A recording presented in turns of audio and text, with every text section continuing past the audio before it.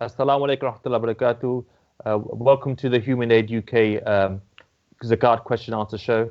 I hope and pray that you've all had a fantastic Ramadan up to now. We are privileged to have our beloved Sheikh Suliman Gani on our Facebook live show. If those of you who don't know about Sheikh Suliman Gani, he is, mashallah, a big scholar of our time. Alhamdulillah, he is the Imam of Purley Masjid currently. He's also a chaplain at my local hospital, which is a big hospital, St. George's Hospital. And he's also the founder of Al Khalil Institute, which is absolutely a brilliant institute.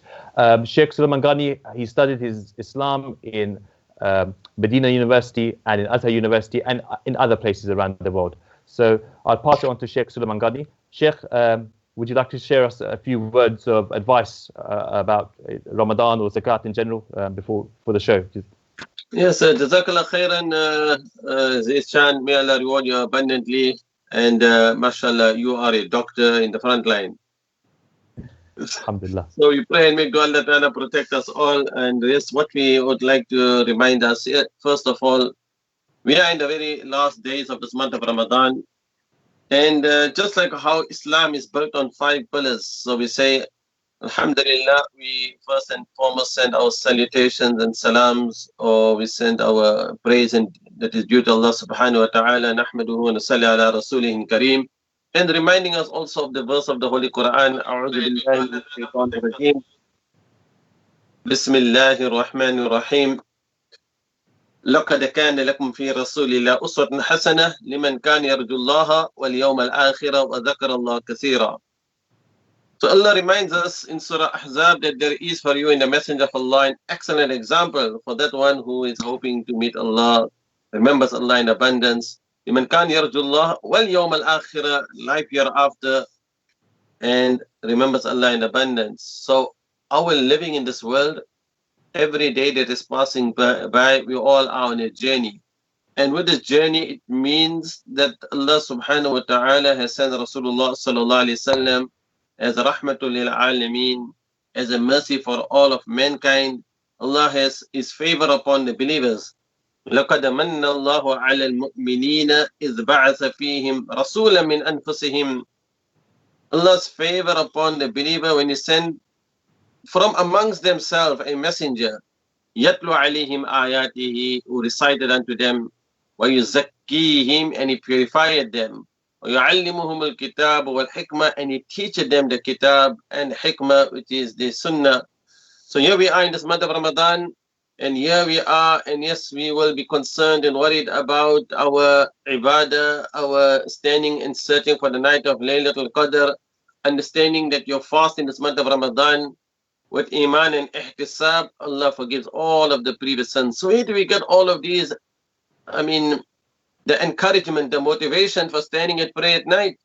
Man qama laylatul qadri, whoever stands on the night of Laylatul Qadr with iman and ihtisab, ghufira lahu ma taqaddama min zambi, Allah forgives all of the previous sins. So our deen and our religion, our Islam is based on 5 pillars.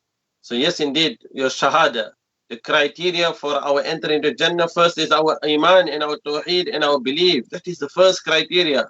Then, indeed, just like how when we all have affirmed La ilaha illallah Muhammadur Rasulullah, the first thing that we will be questioned about on the day of Qiyamah will be about our salah, the prayers. So Islam is built on the 5 pillars. Buny al-Islam ala khamsin. Shahada la ilaha illallah. Then, wa iqam is-salah. Wa ita is-zakah. And then this is another pillar of Islam. We are in the month of Ramadan. It's the fasting of the month of Ramadan. It is a fasting which for an entire month we are keeping away from food and drink. And in this month we are remembering those that are the needy and the poor and those who are, those who are living in destitution, they are deprived. Look at this beauty of Islam, that you have this another great pillar of Islam, which is Zakat. Yes, the journey and the time of Hajj, that is once in an entire lifetime. Journey to Mecca to complete a pilgrimage once in an entire lifetime, only if one can afford to undertake it. So we are now discussing about Zakat, because Zakat is a pillar of Islam, and it is not an ordinary pillar, and it is that type of pillar in that type of ibadah which also helps us to purify our wealth and there are so many other benefits only of discharging that zakat. So I think, yes, indeed, it is in the month of Ramadan. We are in the month of fasting, and now we also have another opportunity to understand and reflect how can we fulfill and discharge our duty, responsibility when it comes to zakat matters. Jazakallah khair, Sheikh, for that nice little introduction and reminder. As part of the Human Aid Zakat question answer show, we've got a telephone number. So viewers, please do telephone the show. Do ask questions about Zakat. That's the first thing. The other thing that we do have, you can ask your questions on the comment section on our Facebook live page. So please do ask questions. I've got a question, Sheikh, that someone's sent already. Alhamdulillah. It's from Ubaid. I'll read it out.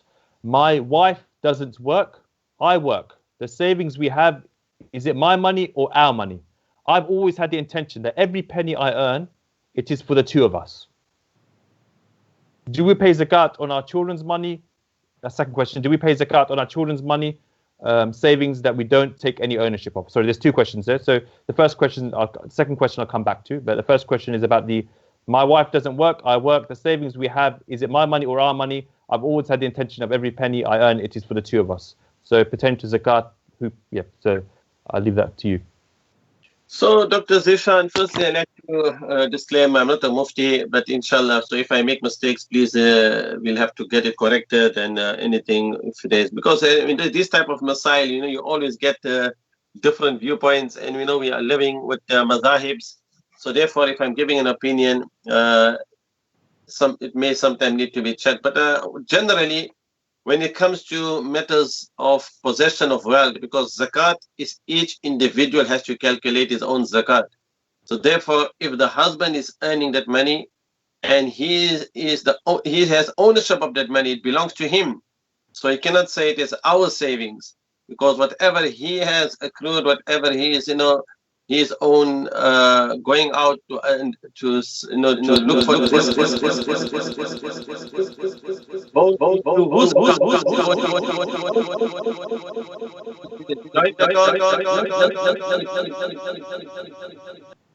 So as we are echoing nicely, yes, as I was getting that echo sound, but what it is, I'm just bringing to your attention that one is we have to identify money, possession of wealth. When you're calculating it, husband calculates his own zakat, wife has to calculate her own zakat. So you cannot say it is ours. Each one needs to know whom does it belong to. I think that needs to be clarified, because you cannot calculate your zakat jointly. There is this separate, wife may have certain assets which the husband don't even have any,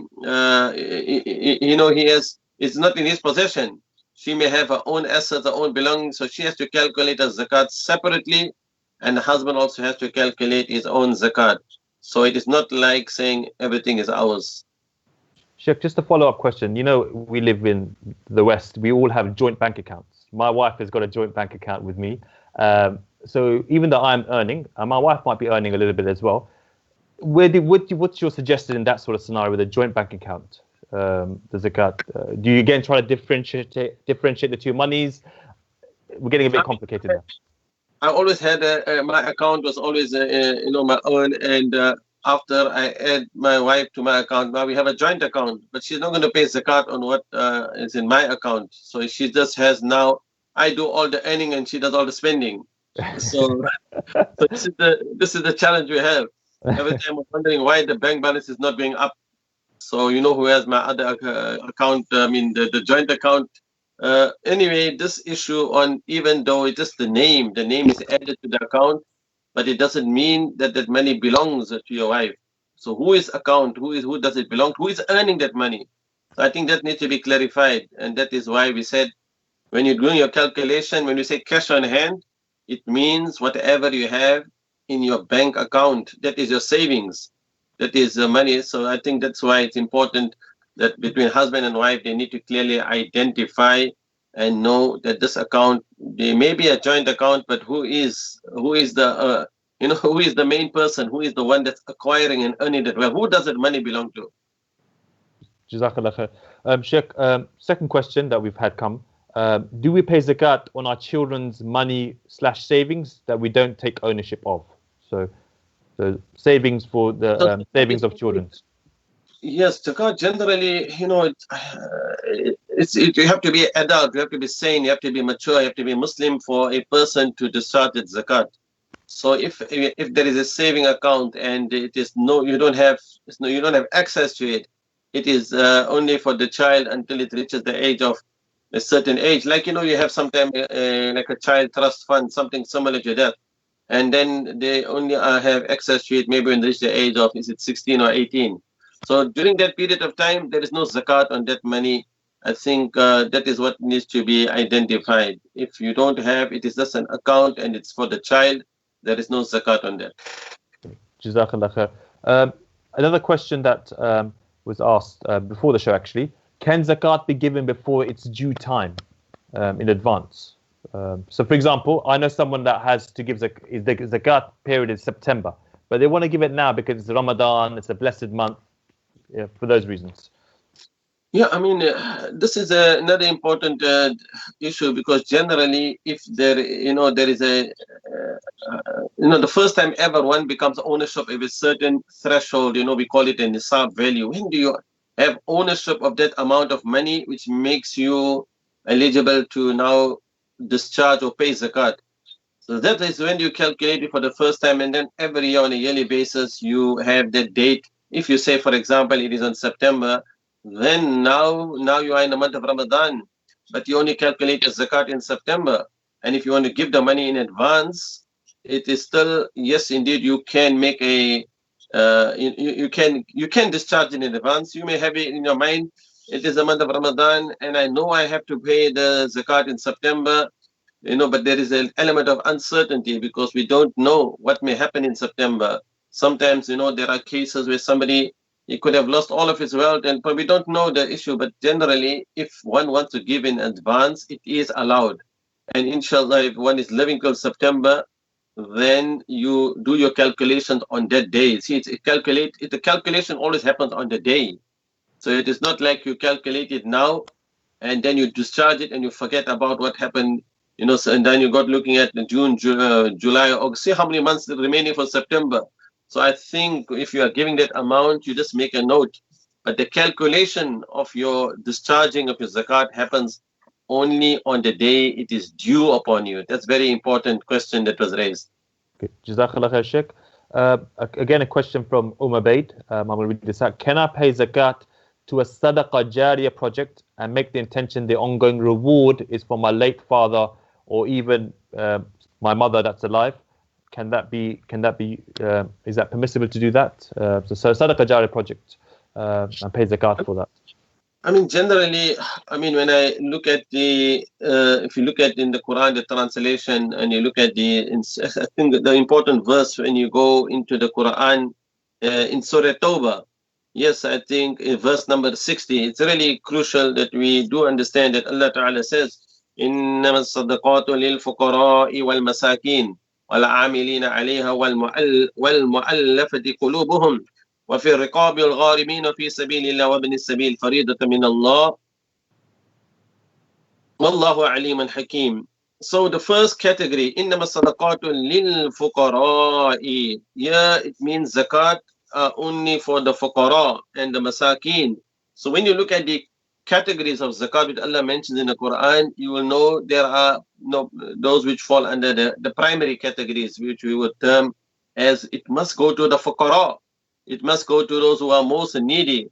So when we are discharging our zakat, you have to be the one who is discharging zakat. It is his own ibadah. He has to ensure, and the best form of zakat is that he identifies and he gives it to that person who is most needy.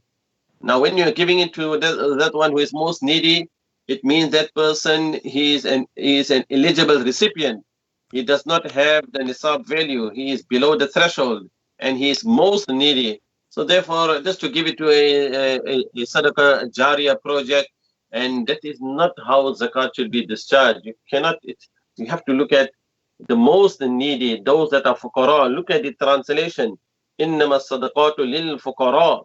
So when you're saying fuqara, it really means the poor, the most needy. What is the definition when somebody doesn't have? So I think that's a very important point, because if you are giving zakat, it is already an ibadah. It is something that you have to give it. and therefore, whatever intention your intention is, that you are fulfilling that which is the command of Allah. That is what is most important. May Allah make it easy. Inshallah, Ameen. Just a reminder to the viewers that we do have a telephone number that's up on the screen. You can telephone to ask our Sheikh here questions about Zakat. Or you can send messages on Facebook Live. So we will just show a video on some Northern Syria video now for the next minute or so. So the viewers can see the video.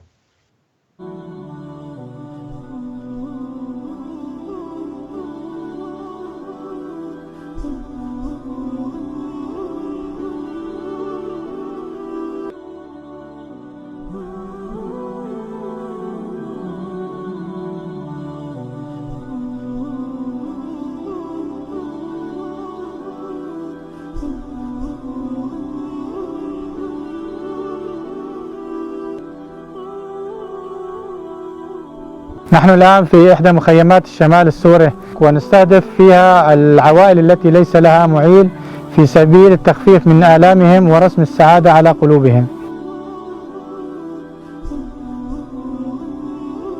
والحمد لله اليوم اجتنا وجبات، يعني كثير وفرت علينا وكثير انبسطنا، يعني انه الاولاد انبسطوا انه اليوم بدهم ياكلوا شيء مثلا هن محرومينه.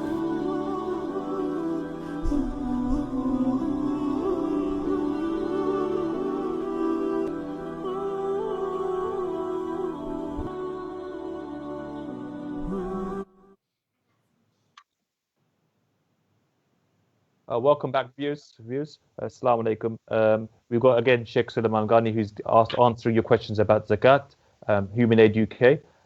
So Sheikh, I've got a question here about the child trust fund. It's if the child's money is accessible but is not touched and not in a trust fund, is this money applicable to Zakat? So sometimes you might have like a bank account, a child savings account, and you can access it, but you're not touching it. I think you've answered the question, but just give some clarification. Again, it's quite a technicality. Who does that money belong to? If it is very clear that money is only kept, and it's, sometimes we say like a restricted fund, that you have access to it, but you have made that intention that this is only good. So it's similar to that of the child trust. I think it could also, we have to look at if that, that fund is available and there is money in there. Because one is just having, and there is no accessible to it. But I think this is a good point that has been raised. If you are accessible to it, then I think, and this can be verified, and it is best to give zakat on that money where it is still accessible to you. So if this can be also clarified and verified, my understanding is if it is a child trust fund and you have no, it's not accessible, then there is no zakat on that, because that is only going to be accessible when the child or it reaches 16, 18 years of age. Any other fund and any other type of savings, but generally there is no zakat on the child. But now, because it is still, it's like the money is available, it is there, there should be zakat paid because the adult is paying for it. Okay. So even if the adult can have access to it, but they don't intend to have access to it, then they still should pay zakat on that fund. Is that the key distinction? It's like saving it for his own son and saving it, and it still belongs to him. Technically, it still belongs to the whoever, the father. Really, it is his money, but it's only the child is only going to, meaning the child, when he becomes adult, then he'll start paying money on that money, on that zakat. I mean, on that money that is in the savings for the child. So right now, it is the responsibility of the adult, whoever is putting the money in, to pay zakat on that. Jazakallah khair, Sheikh. We've got a question from Muhammad Shomik Hanan from Oldham. He goes, the question is, Ahsanallah alaikum, Sheikh. Can our Sheikh mention a few words on whether zakat is preferred to be given as cash payment, specifically to those who are eligible? There is a discussion I came across in which putting zakat generally towards a charity project is not the correct approach. So that's the question. Cash to the beneficiaries. Go ahead, Sheikh. I mean, at the end of it, the best form of giving and discharging that zakat is to give it by your own self. Now, the calculation of it, when you're looking at the value, because now you are calculating the zakatable items which need to be taken, not like your cash and your gold and the silver. But the issue is, if you are giving it to a charity and the charity is acting on your behalf, then you have to be confident that the charity that you are choosing and selecting, they are discharging your zakat, because there may be the element of where it is maybe cleared and pointed out to you that there is a certain type of, what they say, they use from your zakat money, which is for administration. So I think that needs to be clarified. If the charity makes it very clear that we have a policy where from the monies that we acquire, we are going to use it for our administration and cover our other expense, then I think the person who is discharging the zakat, if he doesn't feel confident and is not satisfied, then the best form of zakat is where he himself, he identifies who are the eligible recipients, and probably he's living in a place where he cannot, or he finds it difficult to identify. And especially with the coronavirus and the lockdown, he may not be able to reach out to those who really are in desperate need of his zakat, because that is the best form. So I think generally maybe the way out of it, if he knows that this is the amount of his zakat, and if he knows that charity is giving using certain administration, probably it's better for him to give more to that charity who will do the distribution on his behalf, and that may I think that is the best way. Allah knows best. Okay. Jazakallah khair. Sheikh, a question that was asked also from brother in Manchester, brother from Oldham actually. I'll read the question out. It's from brother Juhal. He asked the question: are communal water wells zakat eligible? What are the conditions needed to be met to make a communal well zakat eligible? So this is like a water well in Africa maybe. So are the zakat eligible? And if they're not, what are the conditions they need to be to make it eligible?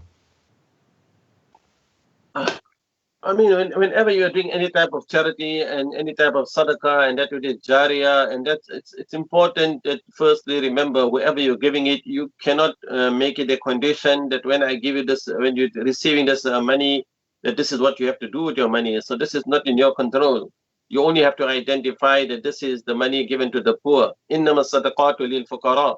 So you cannot make it a condition that this money I'm going to build a well, dig a well. That's not for you to decide. This is for the person whomsoever receives it. It is their discretion, and they will do and spend, because it does not. Once you give it, it's not your possession. It doesn't belong to you. You have just discharged what is your obligation and duty. So I think my understanding is you only have to. The money only has to receive that is the needy and those that are poor and most needed. They have to receive your money. And whatever they decide and do with it, that is for left to the recipients. Sheikh, I'll just follow up with that. So, for example, we've got a few projects that their beneficiaries, they want a water well. Just say there's a poor family, they want a water well. So instead of physically giving them cash, because that could be sometimes challenging and problematic in the third world, we actually, for example, dig the water well on their behalf. What's your sort of opinion with regards to that? So they want the water well, they're requesting it, and instead of giving cash goes into their hands, we give it to the organisation or the contractors that dig that water well for them and pay the contractors. I think that needs to be checked and verified on Mufti, and because when I look at, there are many, because it's like, say, this is a need, this is a project. But there's different types of charity.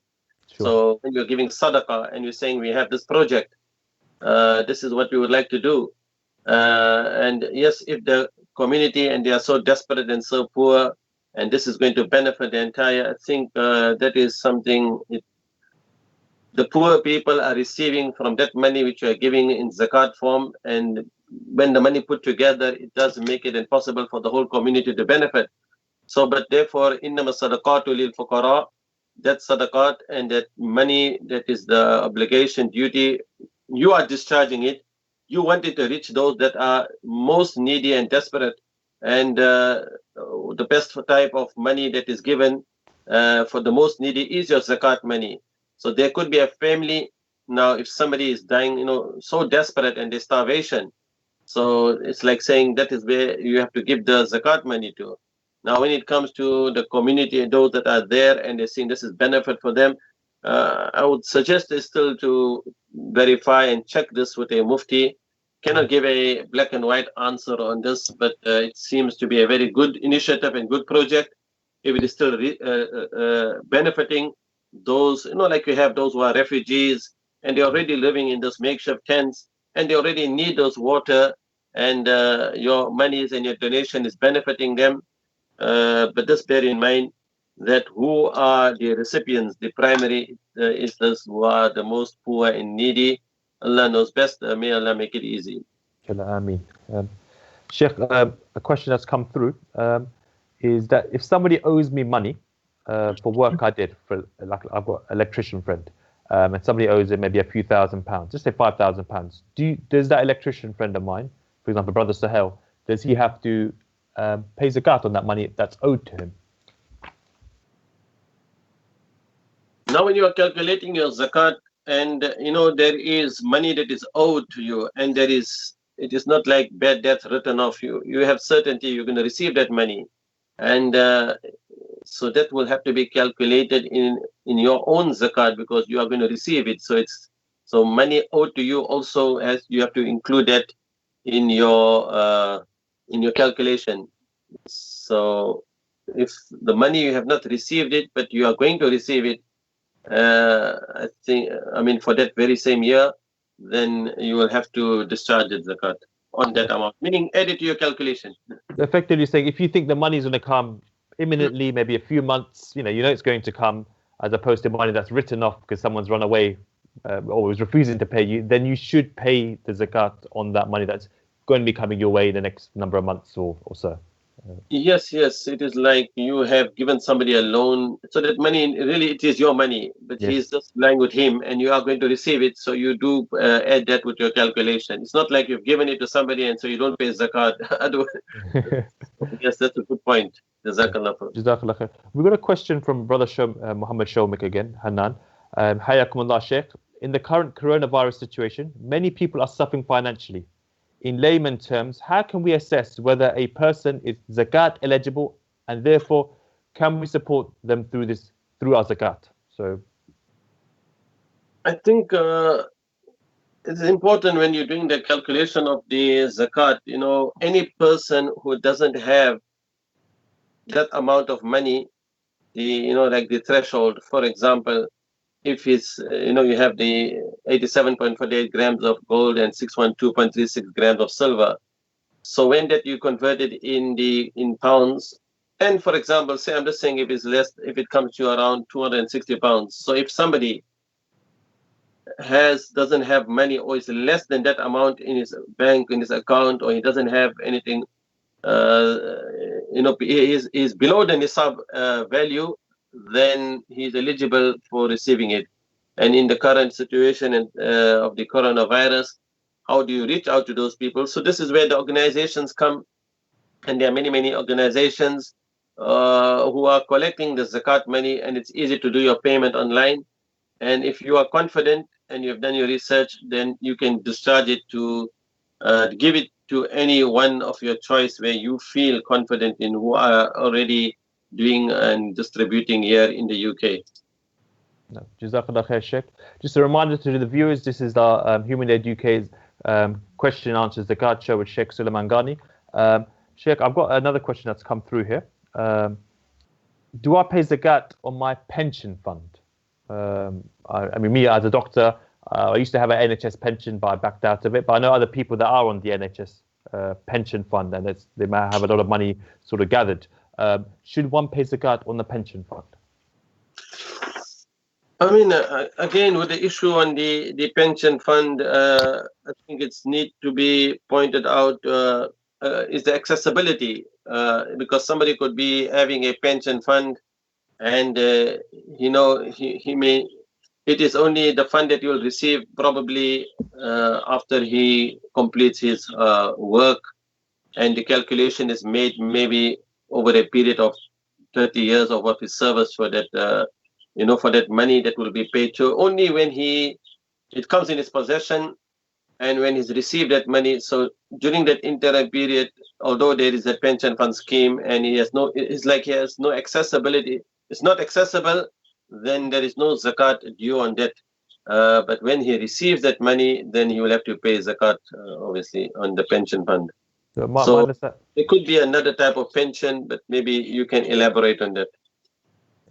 Jazakallah khair, Sheikh. So the key thing is accessibility, even with, for example, the child trust fund, as well as pension fund. If you can access it, then you should pay zakat towards that money. If you can't access it, then then you're saying that maybe that you don't have to pay zakat on that sort of fund.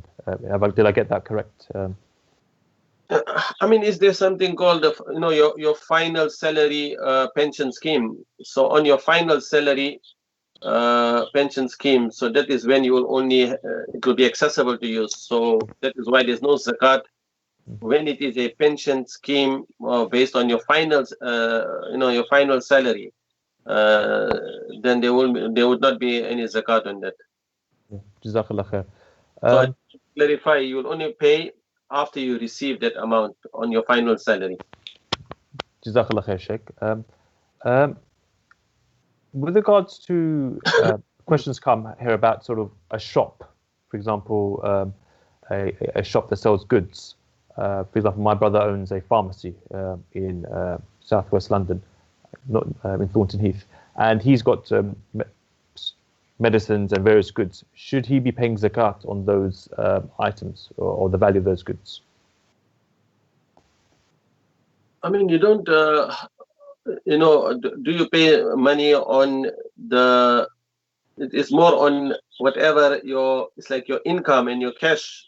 So there are certain zakatable items and those that are, whatever is there, and the stock in trade and all those that is there for, for once the item has been sold and whatever is accumulated, that's where you calculate the zakat. So generally, when you are running a business and you have money that is coming in, if it's so this also would need to clarify, because the money that you is a pharmacy. So so you're not going to pay for all of the zakat and the items that are there, but generally it's after you have your money that has coming into your account after your sale, that is when you will pay your zakat on those. Okay. Yeah. Jazakallah khair, Sheikh, for that question. What we'll do, we'll take a little break. We'll show the viewers our Lebanon video of zakat being distributed in our Lebanon shelter. This is a shelter for widows and orphans that Human Aid UK have been supporting for a number of years. So yeah, let's show the video. Assalamu alaikum wa rahmatullahi wa barakatuh. Brothers and sisters, we are at the residence of peace, Dar es Salaam. And alhamdulillah, by the will of Allah and your generous donations, we will distribute today for the 22 families, orphans and widows that are living in this shelter, coming away from the war in Syria. Each family will have an envelope that contains your zakat, 460 USD for each single family. That will help them go through these hardships, this pandemic, coronavirus that is attacking the earth. So as you can notice, myself, Badi, and the supervisor of the shelter, Brother Muhammad, we are keeping social distancing, inshallah ta'ala, so we could deliver safely for ourselves, for them. Stay with us. So we are at one of the families, Sister Asaliya Ayman, and she's very happy that she has received the money you've donated. May Allah subhanahu wa ta'ala provide health and strength for every one of you that you've donated, especially in these words, in the calamities that the world is living in. And especially we are very close to Ramadan, inshallah ta'ala. So the money came just in the right time, to help them overcome the hardship that we are living in currently. Alhamdulillah, we are empty-handed because we have successfully delivered your zakat, your donations, to these families they are full of gratitude, thanking you from the bottom of their hearts, praying dua for these generous donations for them in these hardships, because they are in desperate need for every single dollar of that. Everyone is locked down, as you know, the whole world in this pandemic, and this just came in the right time to support them. So Jazakumullah khair, Jazakallah khair Badr Muhammad, he helped us a lot, and inshallah ta'ala, please keep on supporting them and donating for these vulnerable families. Assalamu alaikum.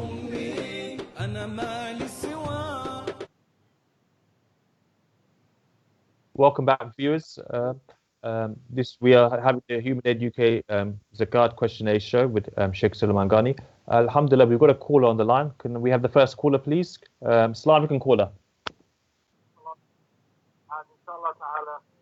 Please keep on supporting them and donating for this vulnerable family. Assalamu alaikum, caller. Can you switch up your background noise or the radio in the back? Assalamu alaikum. Wa alaikum assalam. Caller, can you just mention your name, say who you are and where you're calling from, and what's your question, please?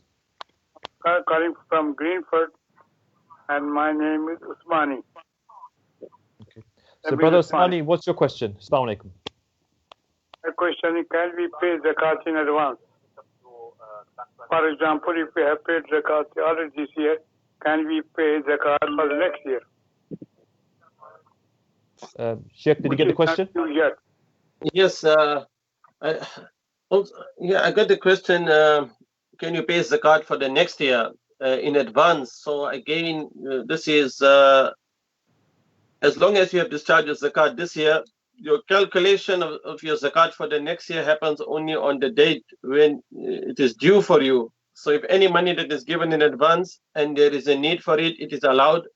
But again, when you calculate your zakat for the next year, you will have to know what is the amount, and then it is permissible, to give it in advance. But first, you have to make sure you have discharged and calculated your zakat for the, the current year. And after you have given this, then when the time comes, we pay something in advance beforehand, and if it's less than that, we supplement it. If less than that, if not less than that, already paid zakat, zakat is paid. Can we intend for pay zakat in the future?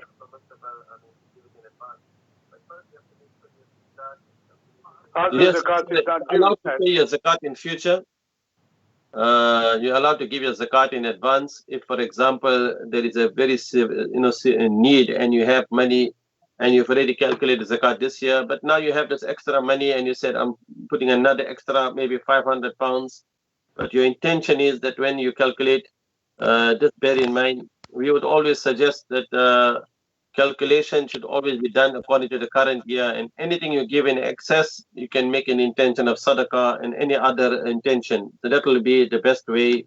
So it all depends. But now, if you are coming closer to the time of discharging your zakat, like for example, we're now in Ramadan, but your zakat is maybe due another few months, still waiting for your due date, then it will be allowed for you to discharge your zakat in advance. But your calculation, that has to be fixed every year. That's very important.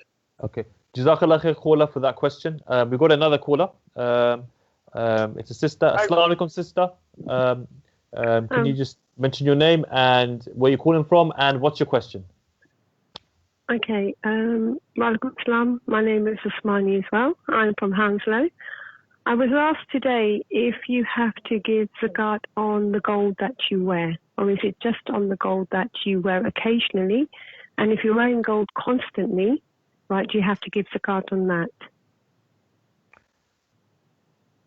Jazakallah khair for the question, Sheikh. So if you have a piece of jewelry that you never take off, do you have to give zakat on that? I was asked this question. I can answer that question. Yeah, the gold and silver generally your zakat, it has to be paid, even if, especially whatever even if you are wearing it, even as a jewelry, especially according to the Hanafi fiqh. So gold and silver, in whatever form it is, are subject to zakat. So remember that you have to give your zakat, and if you own, the personal items, and if it is even your jewelry, and you have gold in it, and also some other type of metals in it, but you have to really calculate, and zakat is also due on that type of jewelry that you are wearing.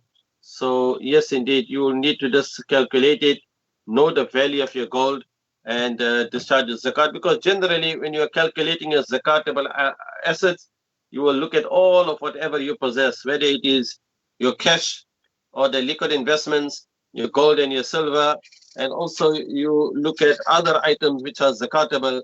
For example, you may have even shares, or you may have property and other fixed assets. We did touch about the issue on the pension, and even the money that is generally owed to you. All that comes under zakat. I think you also raised the issue on I think when, the question you had about the pharmacy, the business assets. Yes. Yes, even business assets are subject to zakat. So that will include, the finished goods and your the money that is in cash. So the total value of the finished goods also is also calculated as your business assets. So I think that also needs to be checked. So generally, it should not be that somebody only calculating the zakat because of the gold. You have to look at all of your items collectively. These are my zakatable assets, and then you make your calculation of your total zakatable assets. And after you have done that, then obviously you have to check what is your liabilities, and after deducting all of the liabilities, that will bring you to the final calculation. Right. Sister, did that answer Okay. your Then question? somebody did ask me. Someone did ask me a couple of weeks ago about if they have a mortgage on the house, and they said that how does that work? Because they said that what I said to them is that if you had debts, to my knowledge, you would have to pay your debts off first, and then you would calculate your zakat. So how does it actually work when you have a mortgage on the house? You're not going to include that, then, are you? I mean, that's a good question, because if you are looking at mortgages, and now, in fact, when you are calculating your zakat, what do you deduct? You normally would deduct that money, anything that is generally outstanding. I would think that anything that is long term, you don't calculate the entire amount. So you look at the next installments, how many installments you've got to pay in that year. So I think that is one of the reasons why you cannot deduct the entire outstanding amount on your mortgage. So, Right, but yes, sorry. No, that is what I said to the person. I said, look, I don't really know about mortgages, but I know if you've got any outstanding debts or, credit card bills, obviously, with no interest, right, you'd have to pay all of those off, and then you would have to look at what you've got left and then calculate your zakat according to that. But when it came to the mortgage, that can be for like 25 years. So are you saying that you just basically calculate it for the year and then work it out from there? Is that what you're saying? Yes, the deduction is what is due. There is one opinion which is due in the next 12 months. So you calculate that amount only. So you cannot deduct the entire full mortgage, because already, there's a lot of discussion about the mortgage itself, and also the issue on the interest and all that. But generally we're saying, otherwise you're going to have a situation where people will be looking and deducting, and then you're going to lose out on paying your zakat. So what you deduct so is basically just sorry, because the line's not very clear. So you're saying just work it out so you include that the next year's installments. Basically, you include that as well. Yeah, so if you are deducting, you're only going to deduct that is your immediate. Now you may have that is like an installment that's immediately due, that needs to be paid, but because now this is a long-term loan, and therefore for the next 12 months, that is a certainty, you have to pay that. So that is the only deduction, because there could be an opinion also where given that, because it is interest bearing and all that, should you have taken that mortgage in the first place and all that. But the discussion, I think, when you're doing your calculation, look at the immediate installments the next 12 months and only deduct that amount. May Allah make it easy. And if it needs to be verified, probably I will ask Zishan, doctor, after consulting with the muftis to see if this is the right correct view, that especially if somebody has a mortgage. And generally this is the situation where people have they have the money, they have lots of money, they have cash, they have other assets, they have a lot of whether it's income from rental and all, but they have purchased a home, and some of their income also is rental income, but now they even have mortgages on those. So I think if you look at that, the situation is when it comes to the rental income, when it comes to a property that somebody had bought, for example, if the property was bought as an investment, then you look at the value of the entire property. That is a different issue altogether. But here we are only speaking about somebody. You see, if you are living in your own home, then there's no zakat on the home, on your own home itself. But the issue here, your question is specifically because you have, bills to pay, and one of the bills and one of the, it's like comes under the liabilities, you're deducting it, is to pay towards the long-term mortgage loan. So take only the 12 months installments that need to be paid. That is the only thing that you will deduct, not the entire mortgage amount. No, because I was asked this question about a couple of weeks ago by somebody, and I didn't really know what to say on that. But I did say I would try and find out for them. Jazakallah khair, sister, for your call. Yeah, Jazakallah I'm just going to move on because I've got a few other questions that have come. I've got a question from Abu Musa here. I have some zakat to give. What checks should I do to see if the recipients qualifies, so the beneficiaries qualifies? What checks should one do, or should you? That's the question, Sheikh. Again, this is a very important point, because when somebody is entitled to receive zakat, and you may know somebody, and I would rather suggest that best form of zakat is to give those that you are aware of. It could be your own, somebody in the family. When I say family, it doesn't mean the husband can give to his wife and the wife can give to give to his son. And zakat cannot be given to those who are dependent on you. I'm speaking of generally among the relatives, the family. This is the best form of charity, is to you yourself personally. You are able to give to them, and the main check is that they do not possess that amount of wealth which makes it liable for them to discharge zakat. So anything below the zakatable, the ownership of that amount of money, which I would estimate, I think comes around 260 pounds here in the UK. So I think you have to look at that. So can you yourself identify? That will be the best form of zakat, where you yourself discharge it. But if that is difficult, then you would have to, I think now it's very easy to check from the many different charities out there. There are so many. They have many policies, and if the charity is transparent and they're giving you and you're confident, they may have a policy where they have to cover their own charitable expense. Obviously, it is, you have those that are working, and it is also to pay the staff members and all that. There's expenses, definitely, but it's how the charity cover the expenses. So I think if you are not confident that you are giving a charity zakat, and that zakat is used, for somebody, if you're saying zakat collector, so I don't know. I just feel that look at the primary recipients.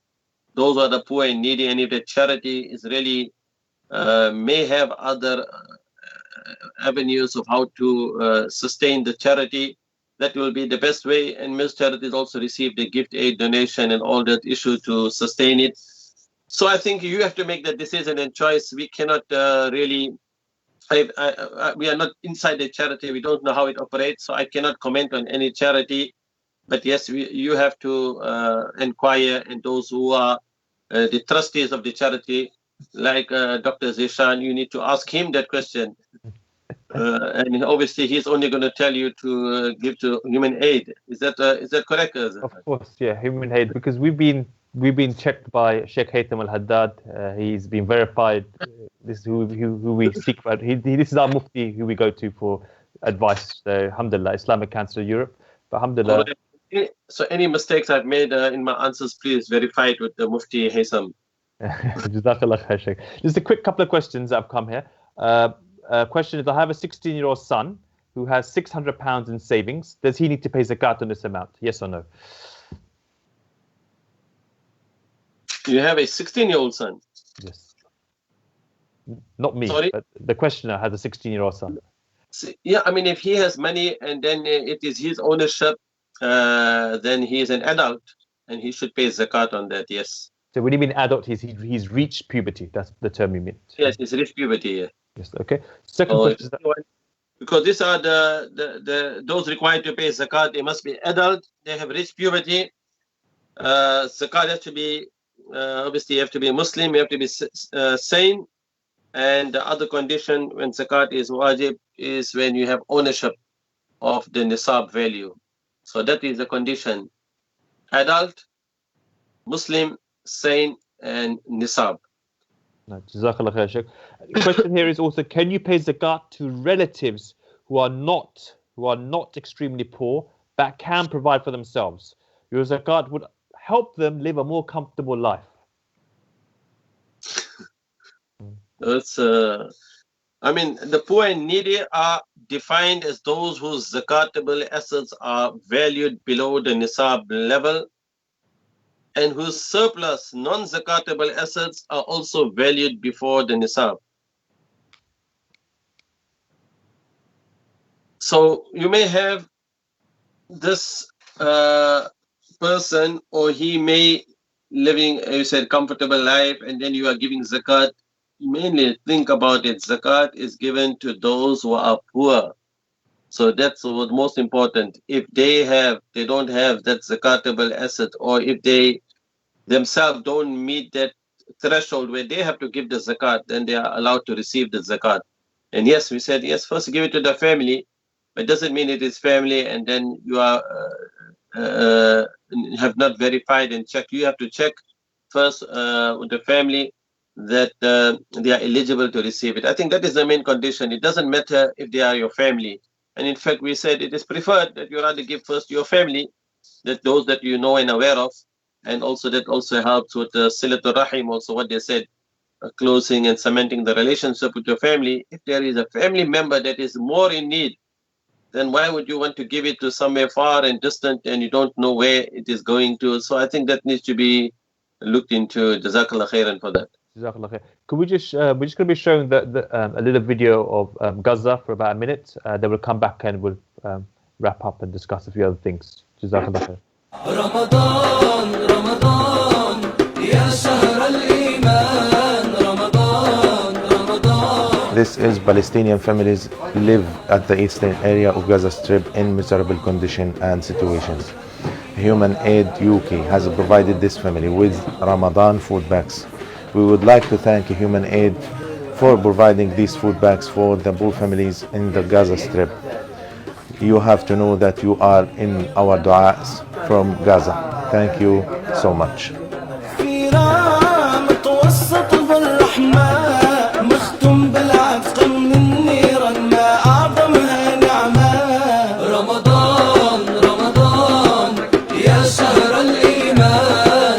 نشكر مؤسسة هيومن ايد لأنها دعمتنا بكل الدعم للمسلمين. رمضان يا شهر الإيمان.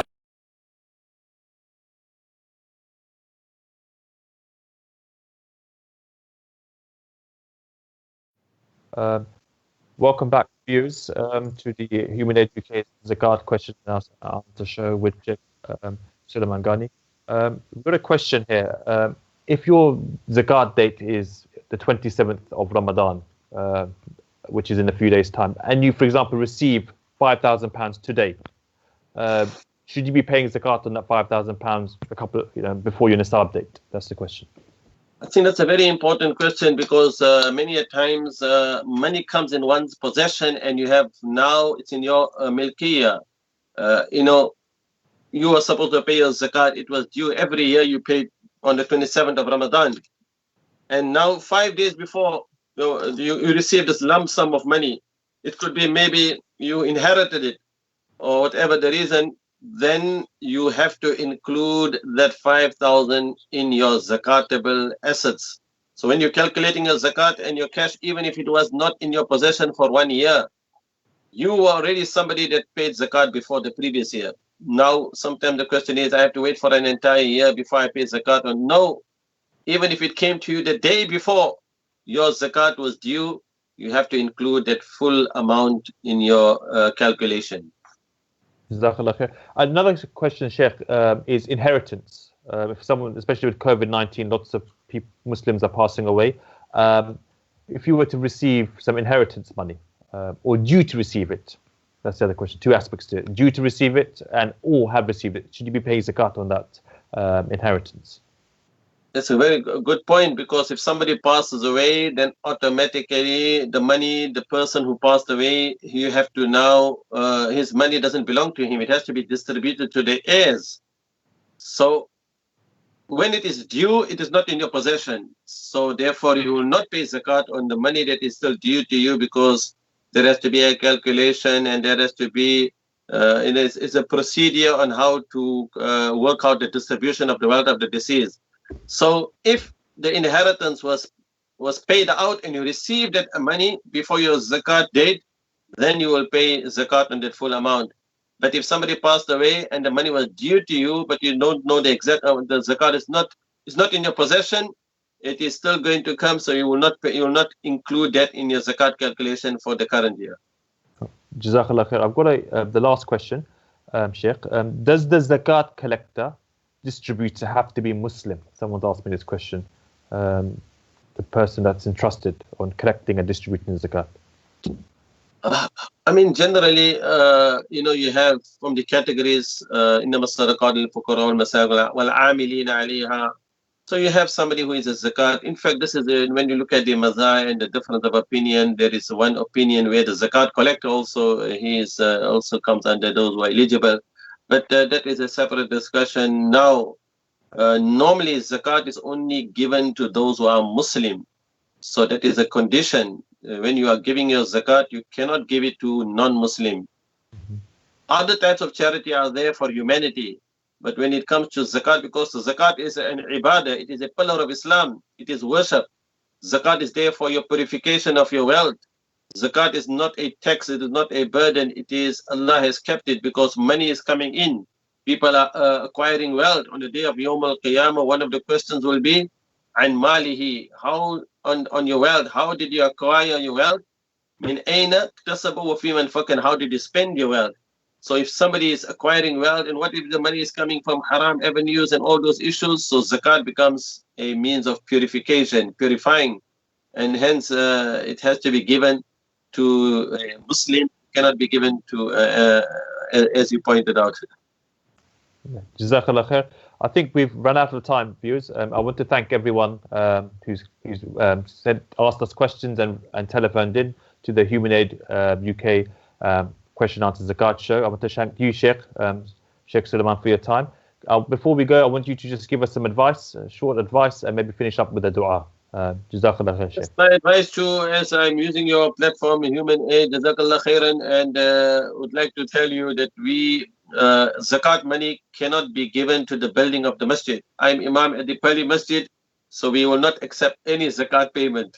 If you are making a donation and you have intention for lillah, for any masjid, then only masjid, because we have this many questions. People are saying we want to give zakat money to the building of a masjid. So your intention is good, but you are not allowed to use any zakat money for the building of a masjid. That is very important. So may Allah Ta'ala accept, and we hope and pray that Allah accept your ibadah in these last few days of this month of Ramadan. And all we can say, make a dua. Allah protect us, save us all from the coronavirus. Allahumma inna na'udhu bika min al-barasi wal-junun wal-judham wa min sayyi al-asqam. And every day we make it make this dua, Bismillah alladhi la yadurru ma ismihi shay'un fil ardi wala fis sama. Read it 3 times in the morning, 3 times in the evening. You know, we have cases, and because I'm a hospital chaplain, and we get to know so many cases when people who have lost their close and beloved ones. Even you know, when we listen and we see the stories, it makes one really see the great impact it's having on so many of the families. We only can pray that Allah Ta'ala protect us all. We don't like to contract this coronavirus. It is very painful, it is deadly, and you know, we are living at a time where the Ummah is faced with so great challenges. And one of the reasons where we can, you know, extinguish, you know, we say the wrath of Allah, you know, when the calamity comes, for example, is to give zakat. Because one of the reasons why there is sometimes, you know, there may come different types of natural disasters or calamities is when we don't take this matter very serious, because we just continue and we're thinking that we've done our hajj and our fasting and our salah. But then when it comes to zakat and the payment, we don't take this matter serious. This is so an issue where there is so great a reward even for discharging the zakat as a pillar of Islam. Bunya al-Islam ala khams. Islam is built on the 5 pillars.